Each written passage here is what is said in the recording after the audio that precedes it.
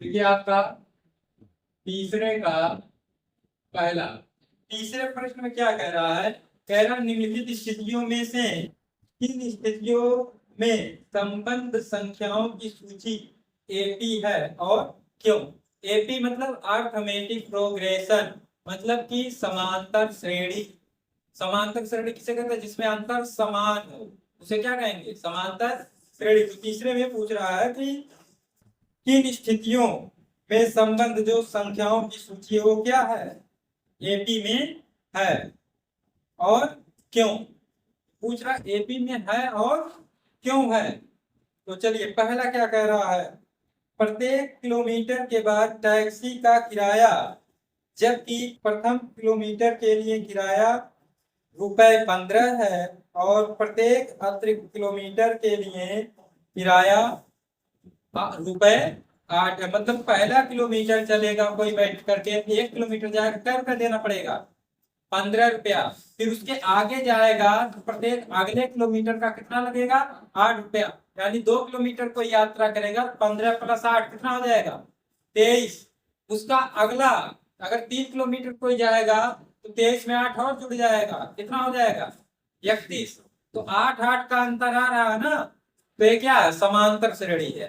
तो ये क्या है? तो तीसरे का पहला आप क्या लिखेंगे कि एपी में है। क्या है? एपी में है। क्या लिख देंगे? समांतर श्रेणी में है। ठीक।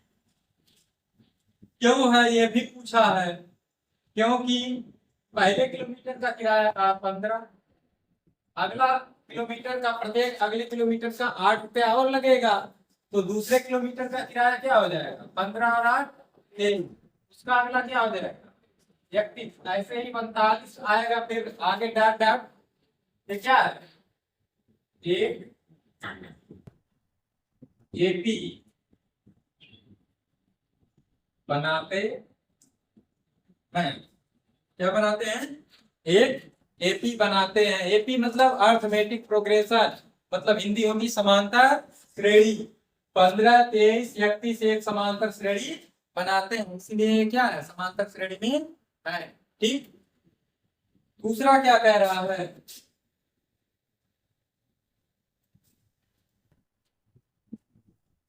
किसी बेलन में उपस्थित हवा की मात्रा, जबकि वायु निकालने वाला पंप प्रत्येक बार बेलन की शेष हवा का 1/4 भाग निकाल देता है।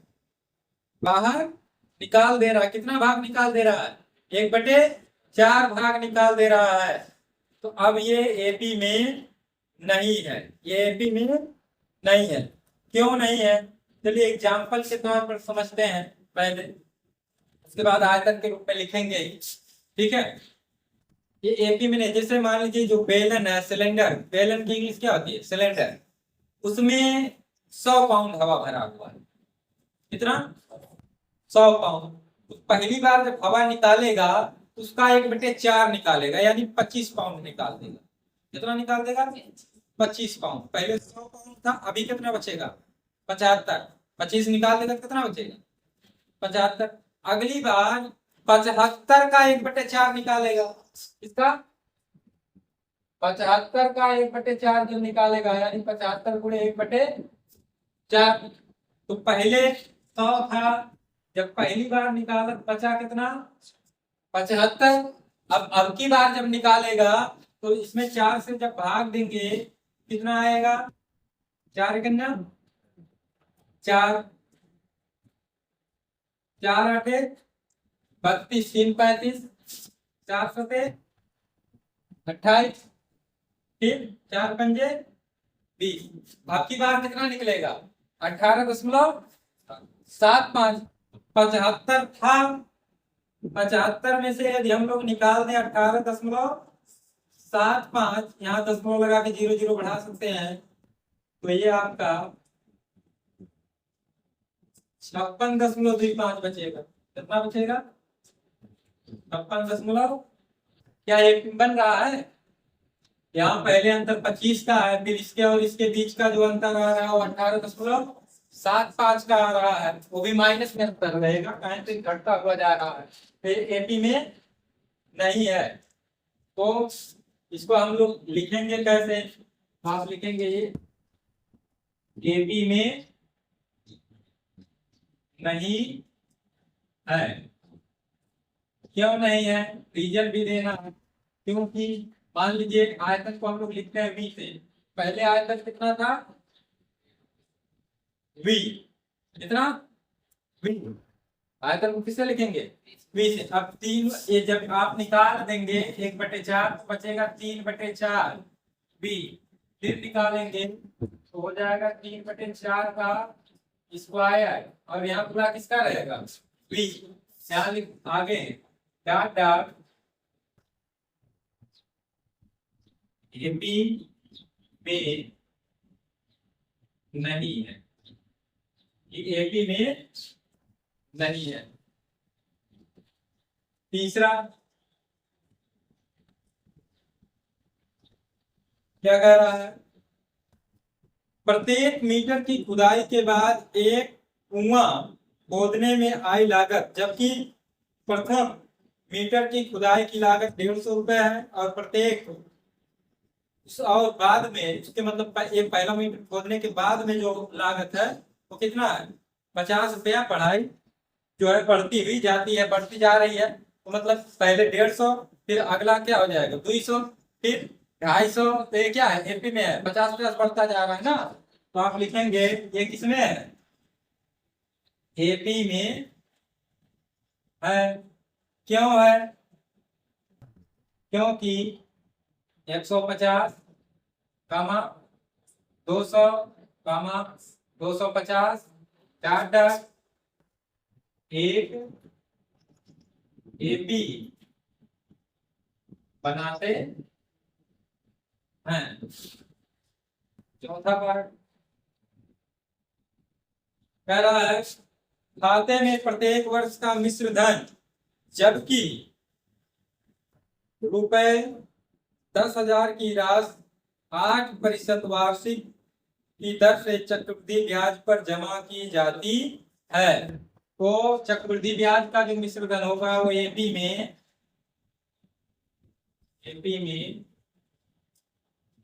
नहीं है। क्यों नहीं है? क्योंकि देखिए चक्रवृद्धि ब्याज की स्थिति में मिश्र धन का जो फार्मूला होता है वह होता है, मिश्र धन को हम लोग लिख लेते हैं ए से। ए बराबर होता है पी इंटू 1 प्लस आर बटे 100 पावर n। ये क्या है? मिश्र धन है।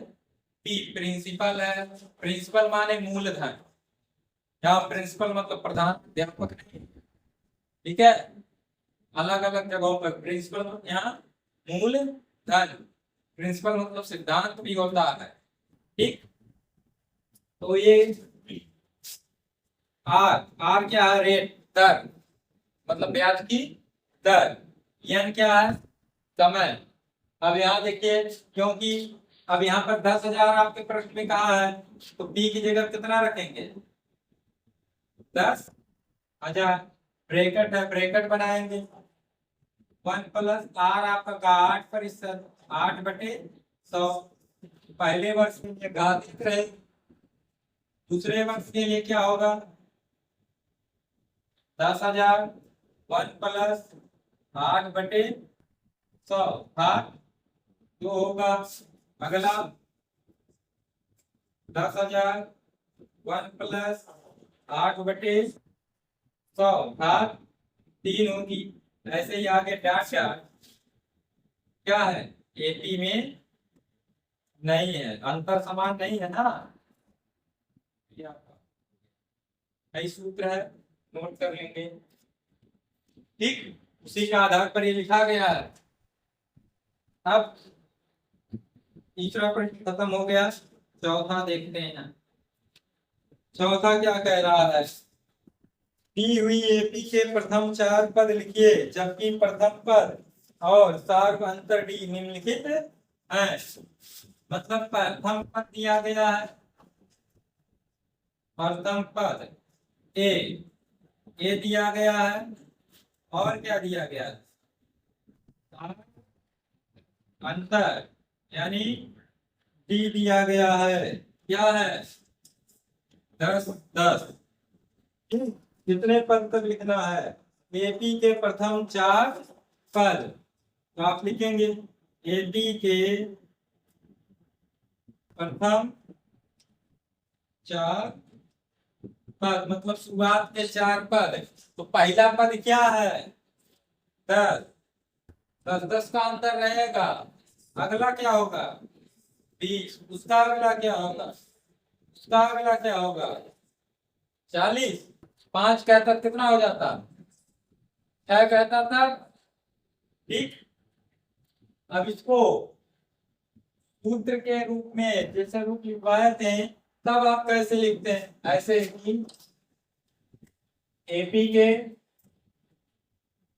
प्रथम 4 पद, तो कल आपको बताए थे एपी का जो रूप होता है ए, फिर ए प्लस डी, ए प्लस 2d, ए प्लस, हो गया ना 4 पद।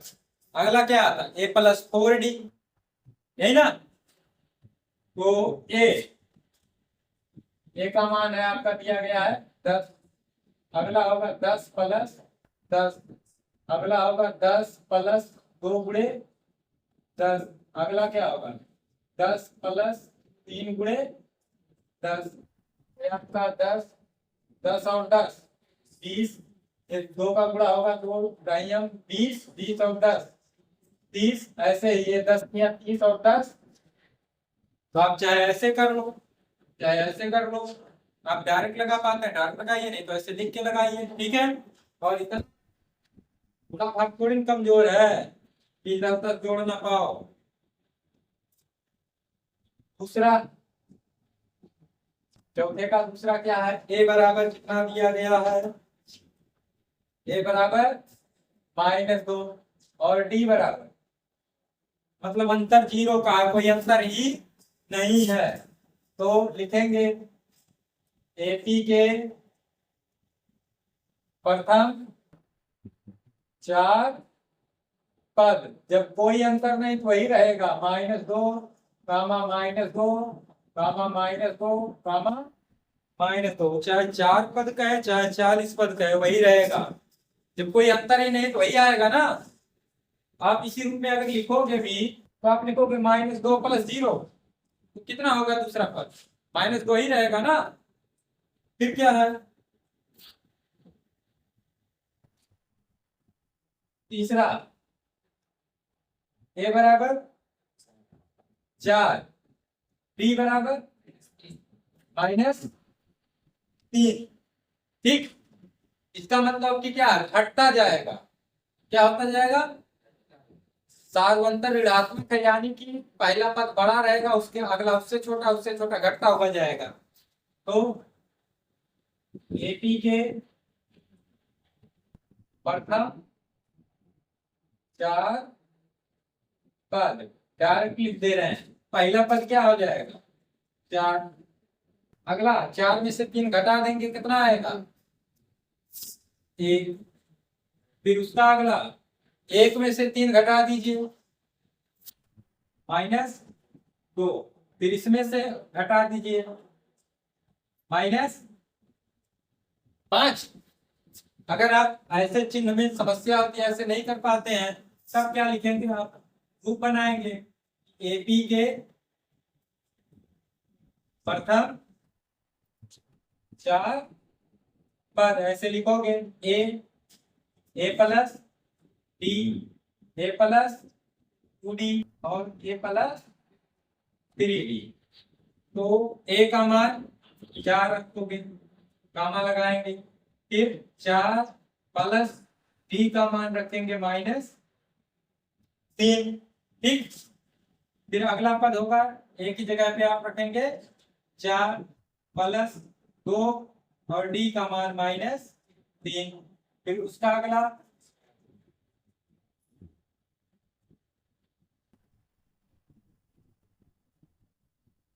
आपका क्या होगा 4 और प्लस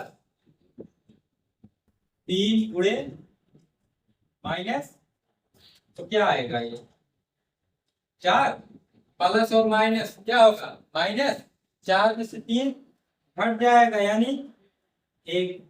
देखिए 3 गुना -6, -6 होगा ना, -6 में से 4 घट जाएगा यानी -2। फिर अगला है 3 त्रिका -9 और ये +4 है, तो ज्यादा वाले में से कम वाला घटेगा, 9 में से 4 घटेगा 5 और उसी का चिन्ह लिख दिया जाएगा। वही आया ना, वैसे हो जाएगा।